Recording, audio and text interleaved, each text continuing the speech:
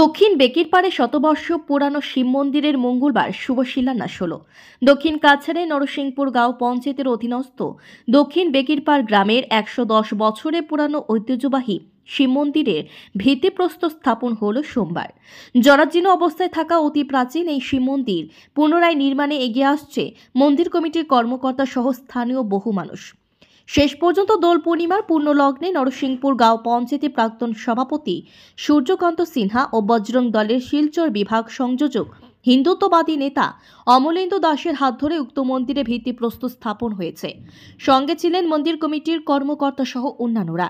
উল্লেখ্য, এই দিনের শিলান্যাস অনুষ্ঠানে মন্দির কমিটির সভাপতি কল্যাণ নাথ, সম্পাদক অপূর্ব নাথ ছাড়াও উপস্থিত ছিলেন রাষ্ট্রীয় স্বয়ংসেবক সংঘের দক্ষিণ কাছাড় জেলার সহ প্রচার প্রমুখ সুরজিৎ রুদ্র পাল, বিশিষ্ট সমাজসেবী নিখিল চন্দ্র পাল, অসিত নাথ, জয়ন্ত পাল সহ অন্যান্যরা।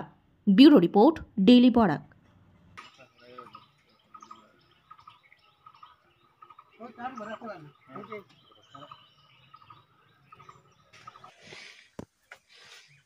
আজকে মহাপ্রভুর জন্মদিন এবং হোলির উৎসব সর্বস্তরের এই নরসিংপুর গাঁও পঞ্চায়েতের ষষ্ঠ খণ্ডের সর্বস্তরের সনাতনী ধর্মবন্ধুদের জানাই আন্তরিক শুভেচ্ছা ও অভিনন্দন।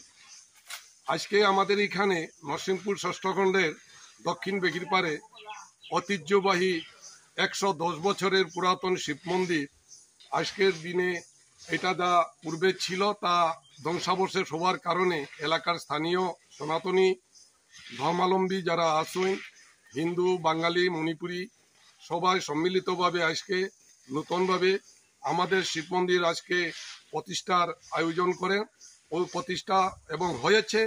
এবং আমি সর্বস্তরের জনসাধারণের প্রতি আমি অনুরোধ জ্ঞাপন করিতেছি যে এই মন্দির প্রতিষ্ঠানের সহযোগিতা করার জন্য আবেদন রাখছি। ধন্যবাদ। এক মিনিট জানেন